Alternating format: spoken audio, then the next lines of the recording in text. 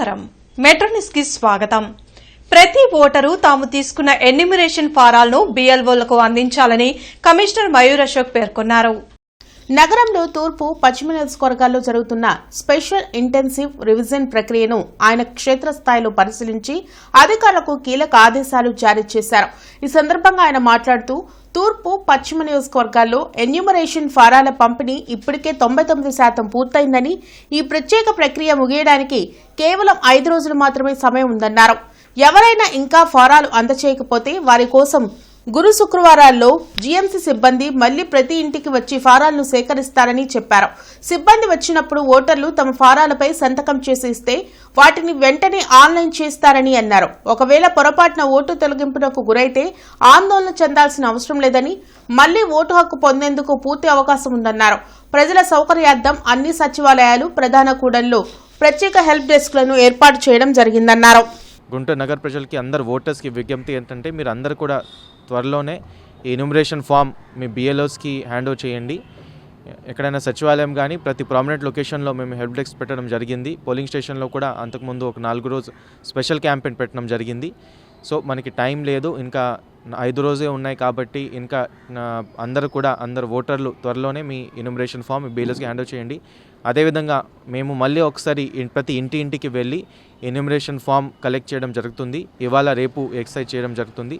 So ఎవరైనా మా సిబ్బంది మీ ఇంటికి వచ్చినప్పుడు అందరూ కూడా మీ ఎన్యూమరేషన్ ఫామ్ ఒకవేళ ఇవ్వలేదంటే ఇమీడియట్గా సైన్ చేసి ఇస్తే అది కూడా డిస్ట్రైజ్ చేస్తాము.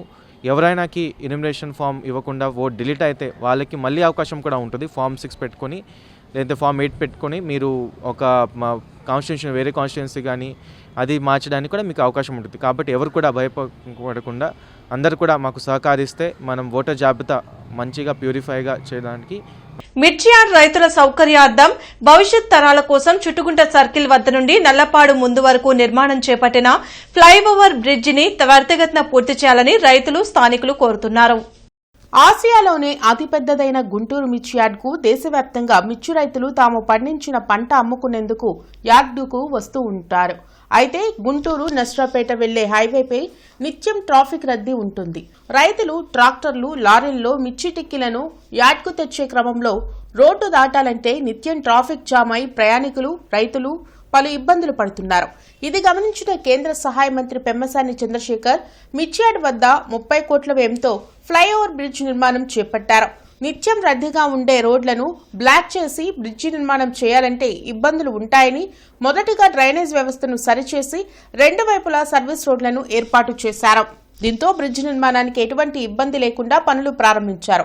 అయితే 2026 డిసెంబర్ నాటికి బ్రిడ్జి నిర్మాణం పూర్తి చేసే దిశగా కాంట్రాక్టర్లు పనులు ప్రారంభించారు. ముందుగా వాహనాలు మిర్చియాడ్లోకి రాకపోకలు సాగించేందుకు పిల్లర్లు వేసి స్లాబ్లు వేశారు. ఏది ఏమైనప్పటికీ త్వరితగతిన బ్రిడ్జి పనులు పూర్తి చేయాలని స్థానికులు, రైతులు కోరుతున్నారు. దీనివల్ల రైతులుగా అంటే బండ్లు, వెహికల్స్ కొద్దిగా రావటం అంటే మనకి లేకుండా అంటే కొద్దిగా అంటే లోడ్ పడకుండా కొద్దిగా ట్రాఫిక్ కొద్దిగా అటుగా ఉండేది కదా. ఇప్పుడు దీని నుంచి కొద్దిగా పైనుంచి వెళ్ళిపోతాయి బండి, వెహికల్స్ అన్నీ. దీనివల్ల కొద్దిగా నీట్గా ఇప్పుడు వరకు బాగానే ఉంటుంది. బాగానే ఉంది. ఎప్పుడైతే తెలియదు, ఇన్ఫర్మేషన్ తెలియదు. అవకాశం అవచ్చు అంటే అంతకుముందు ట్రాఫిక్ అటు ఇటు అడ్డం వస్తుంటాయి కదా. వస్తుంటాయి కదా. ఇప్పుడు ఇబ్బంది లేకుండా పైన ఇటు వెళ్ళిపోతుంటాయి కదా. ఎంత లోడ్ వచ్చినా కానీ లోపలికి వెళ్ళడానికి ఈజీగా ఉంటుంది. బ్రిడ్జి పనులు ఎలా జరుగుతున్నాయి? బాగానే తొందరగా అవుతున్నాయి ఎట్టుంది కదా. మీరు ఇంకేమైనా కోరుకుంటున్నారా మిర్చి యార్డ్లో ఏమైనా సౌకర్యాలు కానీ రైతులకి? అయితే బాగానే ఉంది, పర్లేదు. భోజనం అవన్నీ పెడుతున్నారా? పెడతానుగా. అన్న క్యాంటీన్ ఉంది, రన్నింగ్లో ఉంది ఇప్పుడు కూడా. ఉందమ్మా. ఆర్టీసీని ప్రైవేటీకరిస్తున్నారంటూ జరుగుతున్న ప్రచారం అవాస్తవమని రాష్ట్ర రోడ్డు రవాణా శాఖ స్పెషల్ CS MT కృష్ణబాబు స్పష్టం చేశారు. వెలగపూడి సచివాలయంలో కృష్ణబాబు మీడియాతో మాట్లాడారు. ఆర్టీసీలో అద్దెకు డీజిల్ బస్సు ఎలా ఉన్నాయో అలాగే ఏవీ బస్సులను కూడా హైర్ చేసుకోవడం జరుగుతుందని పేర్కొన్నారు. కేంద్రం ప్రవేశపెట్టిన విధానాన్ని అన్ని రాష్ట్రాలు అమలు చేయాల్సిన అవసరం ఉందని కృష్ణబాబు తెలిపారు.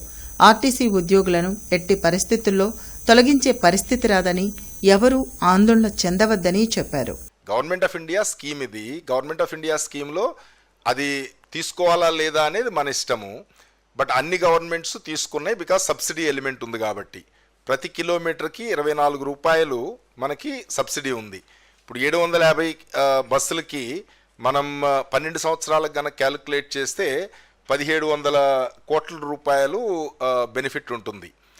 సో న్యాచురల్గా ఏ స్టేట్ అయినా తీసుకుంటుంది. సో ఇది కామన్ స్కీమ్, ఇదే మనం కొత్తగా డిజైన్ చేసిన స్కీమ్ కాదు, కామన్ స్కీమ్, అన్ని స్టేట్స్కి ఇదే స్కీమ్ ఉంది. సో ఎలక్ట్రికల్ బస్సులు వచ్చినంత మాత్రాన ఎంప్లాయీస్ని అందరినీ వాళ్ళు ఉపయోగం లేకుండా అయిపోతారని కాదు, మన ఎంప్లాయీస్తోనే వాటిని ఆపరేట్ చేయడం, మెయింటైన్ చేసేటట్టు మనం ఆర్గనైజ్ చేస్తాము. ఎంతమంది రావణ్లను దించినా వైసీపీ దుకాణం తెరుచుకునే పరిస్థితి లేదని మాజీ మంత్రి పీతల సుజాత అన్నారు. మంగళగిరిలోని టీడీపీ కేంద్ర కార్యాలయంలో మాజీ మంత్రి పీతల సుజాత మీడియాతో మాట్లాడారు. కులాలు మతాల మధ్య చిచ్చు పెట్టడమే వైసీపీ ట్రేడ్ మార్క్ అని మండిపడ్డారు. చట్టాలను అవహేళన చేస్తున్న వైసీపీ నేతలకు అవే రేపు గుదిబండగా మారబోతున్నాయని వ్యాఖ్యానించారు. ఈ రోజున ప్రభుత్వాన్ని ప్రశ్నిస్తున్నామనే ధోరణితో ఇష్టానుసారంగా సమాజంలో అశాంతి నెలకొల్పడానికి ఇష్టానుసారంగా మేము తిడతాం, లేదా మేము పోస్టులు పెడతాం, మేము క్యారెక్టర్ అసాసినేషన్ చేస్తాం, మేము ఏదైనా చేస్తాం, మీరు మంచి చేస్తున్నా, కూటమి ప్రభుత్వం మంచి చేస్తున్నా సరే మేము తప్పని ప్రచారం చేస్తాం అని మీ ఇష్టం వచ్చినట్టు చేస్తే చూస్తూ ఊరుకోదండి. మేము చట్టరీత్యానే వెళ్తాం. రూల్స్ అండ్ రెగ్యులేషన్ ప్రకారంగానే కూటమి ప్రభుత్వం పనిచేస్తుంది. మీరేదో మీ పబ్లిసిటీ కోసం మీరేదో చేస్తూ పక్క వాళ్ళకి ఇబ్బంది కలిగిస్తే మాత్రం కూటమి ప్రభుత్వం చూస్తూ ఊరుకోదు, గుర్తుపెట్టుకోండి. ఈ రోజున బచ్చల కూర జోసెఫ్ అలియాస్ ప్రశ్న రావణ్ అనే వ్యక్తి, అతను సంఘ విద్రోహక శక్తిగా మారిపోయి అతని ఇష్టారీచ్యంగా ఇద్దరు ఎమ్మెల్సీలు ఒక మాజీ మంత్రి పోలీస్ స్టేషన్ కు వచ్చి కంప్లైంట్ తీసుకోమంటే పైవారి పర్మిషన్ కావాలి అనడం విడ్డూరంగా ఉందని మాజీ మంత్రి అంబటి రాంబాబు ఎద్దేవా చేశారు. గత నెల ఉండవల్లి గ్రామ రైతులను పరామర్శించడానికి వెళ్లిన వైసీపీ నేతలపై టీడీపీ కార్యకర్తలు దాడి చేసి కార్లపై రాళ్ల దాడి చేశారు. ఆ ఘటనలో దాడికి పాల్పడిన టీడీపీ కార్యకర్తలపై చట్టపరమైన చర్యలు తీసుకోవాలని వైసీపీ నేతలు అడిషనల్ ఎస్పీ రమణమూర్తికి ఫిర్యాదు చేశారు. ఈ సందర్భంగా మాజీ మంత్రి అంబటి రాంబాబు, ఎమ్మెల్సీ లేళ్ల అప్పిరెడ్డి, మొండితోక అరుణ్ కుమార్ మీడియాతో మాట్లాడారు. జూన్ నెల 20వ తేదీన ఉండవల్లి రైతులను కలవడానికి మేము వెళితే మమ్ములను చంపడానికి టీడీపీ కార్యకర్తలు రాళ్లతో మాపై దాడి చేశారని తెలిపారు. తమపై దాడి చేసిన వారిపై ఫిర్యాదు చేసేందుకు పోలీస్ స్టేషన్కి వెళ్తే కనీసం ఫిర్యాదు కూడా తీసుకోలేదని ఆవేదన వ్యక్తం చేశారు. పైగా దాడికి గురైన వారిపైనే ఎస్సీ, ఎస్టీ కేసులు బనాయించారని బాధను వ్యక్తం చేశారు. రాష్ట్రంలో పోలీసు వ్యవస్థ అసలు పనిచేస్తుందా అని ప్రశ్నించారు. ఈ కార్యక్రమంలో నూరి ఫాతిమా, ఇతర ముఖ్య నాయకులు పాల్గొన్నారు. 27వ తారీఖున మేమందరం అమరావతి రైతులను పరామర్శించడానికి ఉండవల్లి వెళుతుంటే మధ్యలో దారి కాచి మా కార్లు పగలగొట్టి మమ్మల్ని కొట్టడానికి ప్రయత్నం చేసి దౌర్జన్యం చేసి మేము తిరిగి వచ్చేసాం. ఏం జరిగిందో తెలుసుగా, మా మీద కేసులు పెట్టారు. ఎస్సీ, ఎస్టీ అట్రాసిటీస్ కేసు పెట్టారు మా మీద. మమ్మల్ని అడ్డగించిన వాళ్ళు. మేము ఏదో కంప్లైంట్ ఇస్తే అది విడిపెట్టారు. ఆ తర్వాత మొండితోక అరుణ్ గారు, డైమండ్ బాబు గారు అక్కడే ఉన్నారు స్పాట్లో. మేము కూడా 2 కంప్లైంట్స్ ఇచ్చాం ఆ నెక్స్ట్ రోజు. చిత్రం ఏంటో తెలుసా, ఆ కంప్లైంట్లు ఇస్తే కంప్లైంట్కి రిసిప్ట్ ఇవ్వడానికి తిరస్కరించారు పోలీస్ స్టేషన్లో. ఎమ్మెల్సీ వెళ్ళి అడిగితే తిరస్కరించారు. ఏం జరుగుతుంది రాష్ట్రంలో? ఉమ్మడి జిల్లా గ్రంథాలయ సంస్థ చైర్పర్సన్ భీమినేని వందనాదేవి ఆధ్వర్యంలో దొప్పలపూడి శ్రీమాన్ సహకారంతో 26 కాంపిటేటివ్ పుస్తకాలు బహుకరించారు. ఈ సందర్భంగా చైర్పర్సన్ భీమినేని వందనాదేవి మాట్లాడుతూ ప్రాథమికంగా పుస్తకాలు బహుకరించిన దొప్పలపూడి శ్రీమాన్ కి కృతజ్ఞతలు తెలిపారు. ఈ పుస్తకాలు బహుకరించడంలో ప్రధాన పాత్ర పోషించిన మానవతా సేవా సంస్థ కార్యదర్శి సతీష్ కు హృదయపూర్వక అభినందనలు, కృతజ్ఞతలు తెలియజేశారు. విద్యార్థులు అందరూ బహుకరించిన పుస్తకాలను చక్కగా సద్వినియోగం చేసుకుని ఉన్నతమైన ఉద్యోగాలు పొంది మంచి పౌరులుగా ఎదగాలని ఆకాంక్షించారు. ఈ కార్యక్రమంలో ఉమ్మడి గుంటూరు జిల్లా గ్రంథాలయ సంస్థ కార్యదర్శి వంకదారి సుబ్బరత్నమ్మ, ఉపగ్రంథ పాలకురాలు కె ఝాన్సీ లక్ష్మి, కార్యాలయ సిబ్బంది, కేంద్ర గ్రంథాలయ సిబ్బంది, పాఠకులు, విద్యార్థులు తదితరులు పాల్గొన్నారు. యు ఆకారపు రైల్వే అండర్ బ్రిడ్జ్ వద్దంటూ నేరుగా బ్రిడ్జి నిర్మించాలని డిమాండ్ చేస్తూ జాతీయ రహదారిపై కంకణాలపల్లి గ్రామస్తులు బైఠాయించి ధర్నా నిర్వహించారు. వెన్నాదేవి దగ్గర ఈ ధర్నాని నిర్వహించారు. యు ఆకారపు బ్రిడ్జ్ వద్దంటూ గ్రామాన్ని కాపాడాలంటూ నినాదాలు చేశారు. ఘటనా స్థలానికి చేరుకున్న పోలీసులు గ్రామ ప్రజలను కట్టడి చేయడానికి యత్నించగా గ్రామస్తులు పోలీసుల మధ్య వాగ్వివాదం నెలకొంది. దీంతో జాతీయ రహదారిపై రాకపోకలు నిలిచిపోయాయి. మరి మీకు మాకు నువ్వు చట్టాలు చెప్పినందుకే మేము చెప్తున్నాం, కానీ నిరసన తెలియజేసే విధానాలు చాలా ఉంటాయి. ఇట్లాంటివి ఎప్పుడంటే ఎక్స్ట్రీమ్ కండిషన్స్ లో ఇవి చేస్తారు. ఇది కాదు కానీ క్లియర్ చేయండి. మీది మేము కూడా వస్తాము. ఆర్టీఓ గారి దగ్గరకు వస్తాం. ఇక్కడికి వచ్చినాక కాదులేండి, వాళ్ళు ఉండాలి కదా. లేదు తప్పది, మీరు అంతసేపు చేయకూడదు. అది ఆపారు.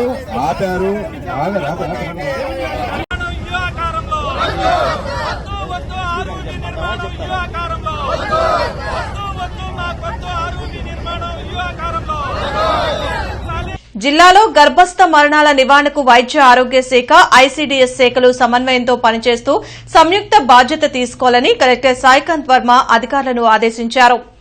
గర్భస్థ మరణాలపై నిర్వహించిన సమీక్షా సమావేశంలో జిల్లా కలెక్టర్ సాయికాంత్ వర్మ మాట్లాడుతూ ప్రతి గర్భిణికి నాణ్యమైన ప్రసూతి పూర్వ వైద్య సేవలు అందేలా చర్యలు చేపట్టాలని సూచించారు.